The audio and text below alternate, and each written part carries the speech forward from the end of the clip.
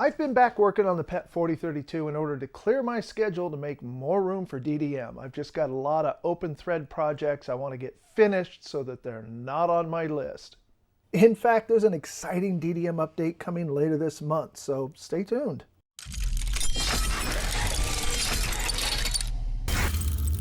One issue with working on the Pet mainboard is I am constantly getting into the machine, taking the board out, working on it, putting it back in the machine, hooking it back up so I can test it, or I'm trying to use the board outside of the Pet with wires hanging and it doesn't reach very well. This puts strain on the VDU board and the CRT because they're constantly being power cycled, and this puts a huge strain on my patience. So when I got the opportunity to help out with the Pet Companion project from Rudy at Rudy's Retro Intel, I jumped at it. This thing is really cool. It allows you to output composite video from a Pet, and with the proper RGB to HDMI, which I'll link in the description, you can even get HDMI out of a freaking Pet. This thing is amazing. There's links in the description to Rudy's website, YouTube channel, and GitHub, as well as excellent videos from Geek with Social Skills and Chuck Hutchins. So on your Pet, you'll need to have 5 volts available off the cassette port, and the user port needs to be working. But besides that, you can do all your work on it without having to put the board back in the machine. And on top of that, if you want to capture output from your Pet or send it to my 1702, you can do that, even HDMI. This kit came with everything well labeled and in separate envelopes. I think this is the best packaged kit I've ever seen. The manual's well laid out and each step is clearly documented. So let's put it together. They recommend that you start by cleaning the circuit board with alcohol. So I cleaned the circuit board with alcohol. For soldering, note which side of the board has the component outline and says component side. You start by soldering the 3 resistors in their places. This board is clearly labeled which goes where. The diode goes on next, and you may have to bend the legs in a bit since the initial boards have the pads a little too close together. You also need to make sure that the band on the diode matches the marking on the board because diode's purpose is to only allow power to flow in one direction. Next, we solder on the single capacitor. It's labeled on the board as 2000 millifarads when the correct value and the one provided in the kit is 2000 microfarad. It's also good to note that this is a non-polaric capacitor, so unlike many caps you may have seen, you cannot put this one on backwards. The jumper blocks go on next to each other as marked on the board. One tip I have for soldering them on straight is to tack one leg with solder, then put the jumper on it to allow you to straighten it while heating the one leg. The jumper allows you to hold it without getting burned, but you should be careful not to apply so much heat that the plastic in the jumper melts. Once it's straight, then just solder the other leg and make sure the one that you tacked on is good too. The Haase sockets only go in one way, so make sure you line the notch on the part with the marking on the board. On the early boards, the through holes are a little small, so if you have issues, just use a jeweler screwdriver to push any stubborn pins gently through. You should not need to tack it in place if the board is snug like this one, but if the socket is loose, then tack one leg down. Make sure the socket is fully in place before soldering the rest of the pins. The 10K potentiometer is a snap-in, but mine did not want to hold to the board. It can only go in one way, so just tack one leg, then after making sure it's properly positioned, solder the remaining pins. Next, you want to solder the 2 RCA jacks in place. These require a little squeeze to get them to fit, but once they're in, they hold nicely for soldering. One of my center legs was out of position, as is common with these jacks. You don't need to bend anything to realign it. Just use a pair of needle nose pliers and gently rotate it into place. The core in the socket is not fixed, and it should be pretty easy to roll it into the correct position. The DB9 D-sub connector should fit easily onto the board with the edges of the pins holding it off the board a little bit. Tack 1 or 2 pins in place and make sure things are aligned correctly, then just solder the rest. Soldering on edge connectors can be a bit tricky, so I use this one simple trick. I just bend the pins against a flat surface until they are even and almost touch, then just slide the board in from the end.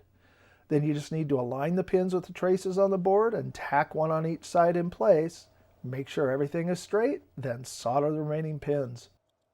Repeat this for the cassette port board and header, making sure that you connect the correct end of the board. It's marked on the solder mask with a note that says, connect to tape port. It has arrows. You can't miss it.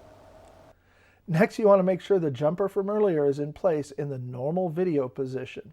The Pet Companion uses 5 volts from the cassette port and has a pass-through for other devices. This means we need to connect a wire between the marked hole in the cassette port board and the main companion board. Your kit should come with a pre-measured wire, but if it's missing or lost, it should be multi-stranded 24 to 26 AWG wire that's about 5 to 6 inches long. You don't want it too long, since this could allow someone to plug the Pet Companion into the IEEE 488 board, and that would be bad. Very bad. Not good. Also, if you have an early pet, you should see Chuck Hutchins's video. He has a note about some pets that don't have both sides of the port connected. Next, you want to adjust the potentiometer to a reasonable starting value. Don't worry about it being perfect, as you'll need to adjust it further once it's installed on your pet. I found the easiest way was to clip the negative lead of my meter to the grounded RCA jack frame, then read the resistance off the center pin of the potentiometer.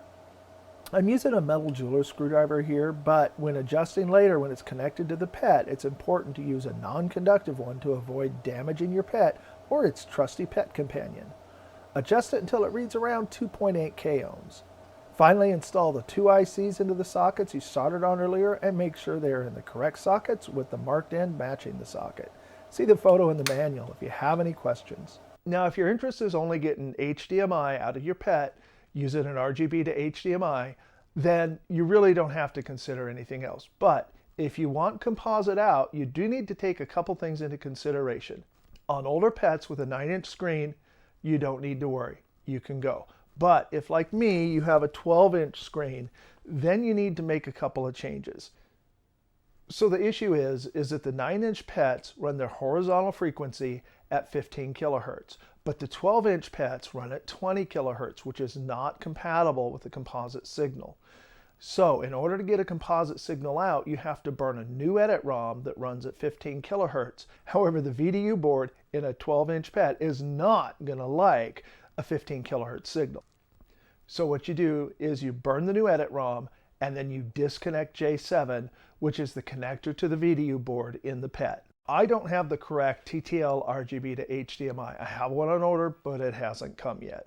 So I need to go with the composite output. So what I've done is I've burned the new edit ROM, installed it on the board on my pet, and I'm just going to cut to the chase. I was never able to get a video signal out on my machine, but as you can see, this part of the machine hasn't been restored yet. It's missing some capacitors, and even while I was working on it, something went pop. I couldn't figure out what. It wasn't a big pop, but it definitely was a little spark and a pop on it. So at that point, I decided to cut my losses and make a call to Shaun at Geek with Social Skills to see if he could help me out.